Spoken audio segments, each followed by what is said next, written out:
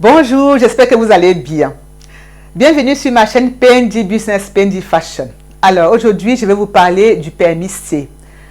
Alors, comme vous le savez, j'ai commencé déjà à parler de ce permis de séjour, mais il y a 2 semaines, j'ai arrêté pour parler de la vie de salarié en Suisse et de la vie d'un étudiant en Suisse. Vous allez trouver toutes ces informations-là dans mes précédentes vidéos. Donc aujourd'hui, je recommence à parler de permis de séjour et de travail en Suisse pour les ressortissants d'États tiers. Voilà. Alors, le permis C, comme on l'appelle vulgairement, ou alors de manière populaire, on appelle ça permis C, mais les autorités nomment ceci l'autorisation d'établissement. Donc c'est une autorisation d'établissement. Alors, comme son nom l'indique, c'est un permis que vous demandez une fois que vous êtes établi en Suisse. Lorsque vous avez fait au moins 5 ans en Suisse, vous avez le droit de faire la demande d'un permis C. Lorsque vous avez fait 10 ans en Suisse également, vous avez le droit de faire la demande d'un permis C. D'autres avantages permettent aussi d'avoir ce permis C. C'est lorsque vous êtes marié avec un Suisse, en cas de regroupement familial également, vous avez le droit d'avoir un permis C. Donc, lorsque vous avez travaillé pendant 10 ans ici en Suisse en tant que ressortissant d'État tiers, je l'ai déjà dit, vous avez le droit de faire la demande d'un permis C. Mais il arrive également qu'au bout de 5 ans d'établissement en Suisse, vous demandez le permis C et l'État peut vous l'octroyer, mais vraiment, il faut que vous soyez intégré, il faut que vous soyez vraiment bien intégré pour que l'État vous donne ce permis C au bout de 5 ans. L'intégration doit être particulièrement bien réussie pour que l'octroi de ce permis C au bout de 5 ans soit donné. Donc voilà à peu près ce qui va vous permettre d'avoir ce permis C. Maintenant, comme tous les permis, le permis C a aussi ses spécificités. Sachez tout d'abord que le permis C n'est pas soumis au contingent. Alors, lorsque je dis que les permis sont soumis au contingent, j'avais déjà expliqué ça.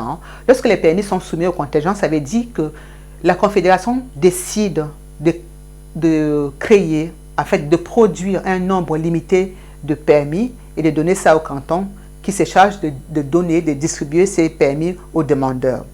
C'est le cas du permis L et permis B. Mais maintenant, en ce qui concerne le permis C, ce n'est pas le cas. Donc, ça veut dire que le permis C ou autorisation d'établissement est toujours disponible à tout moment. Il y a un nombre illimité de ce permis-là. Autre chose, lorsque vous bénéficiez d'un permis C, il ne faut pas abuser de l'aide sociale. Si vous allez à l'aide sociale et que vous en abusez, on peut suspendre votre permis. Les autorités ont tout à fait le droit de vous enlever ce permis-là. Donc ça, c'est très très important à savoir. Une autre spécificité très importante en ce qui concerne le permis C, c'est lorsque vous voyagez à l'étranger. Étant en Suisse, vous décidez d'aller à l'étranger pour plus de 6 mois, faites attention. Votre permis vous sera suspendu. Vous risquez de perdre votre permis si vous faites plus de 6 mois à l'étranger. Mais il y a un avantage, c'est que vous avez le droit d'aller à l'étranger pendant 2 voire 4 ans. Mais à condition que vous donnez votre permis C aux autorités. À condition de demander aux autorités de suspendre ce permis C pendant 2 ans, renouvelable une fois. Donc ça veut dire que votre permis C peut être suspendu pendant 4 ans. Donc lorsque vous revenez, vous allez vers les autorités, vous reprenez votre permis C. Ça c'est très important à savoir. Ce qui n'est pas le cas du permis L ni du permis B. Il n'y a que ce permis C là qui a cette spécificité là. C'est vraiment important pour ceux qui veulent aller investir ailleurs, voyager, avoir des projets dans d'autres pays, dans les pays étrangers. Ça, c'est très important à savoir. Maintenant, quels sont les critères dont les autorités tiennent compte pour vous octroyer ce permis C, pour renouveler votre permis C? Sachez que la loi pour les étrangers et l'intégration des étrangers permet aux autorités de bloquer le renouvellement de votre permis ou alors l'octroi de votre permis si vous ne remplissez pas les critères d'intégration. Alors, quels sont les critères qu'il faut respecter?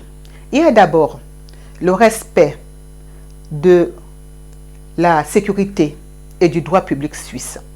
Il y a le respect de la Constitution helvétique. Vous devez également avoir les compétences linguistiques. C'est-à-dire que vous devez avoir un niveau A2 de la langue du canton où vous habitez. Je vais encore expliquer. En Suisse, on parle 4 langues, le français, l'allemand, le romanche et l'italien. Donc, lorsque vous arrivez dans un canton, vous devez maîtriser la langue de ce canton-là.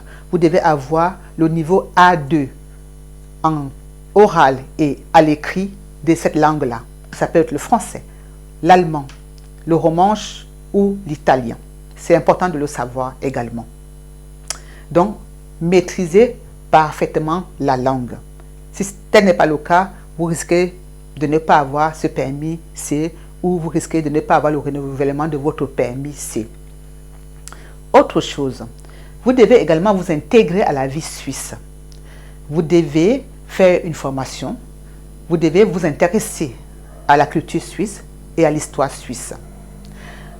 Vous avez aussi la possibilité de vous donner beaucoup plus de chances pour avoir ce permis. Intéressez-vous aux associations caritatives, par exemple. Devenez bénévole dans une association. Vous pouvez aussi intégrer un groupe politique ou un parti politique.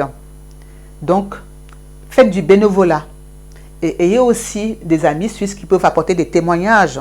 Quand viendra le moment de faire cette demande, ils peuvent témoigner comme quoi vous êtes bien intégré à la vie suisse, à la culture suisse. C'est important de le savoir. Voilà. Voilà les critères qu'il faut remplir pour avoir ce permis C et puis pour le renouveler. Maintenant, étant dans un canton, est-ce que vous avez le droit de déménager, d'aller dans un autre canton? Il s'agit ici de bouger d'un canton à l'autre.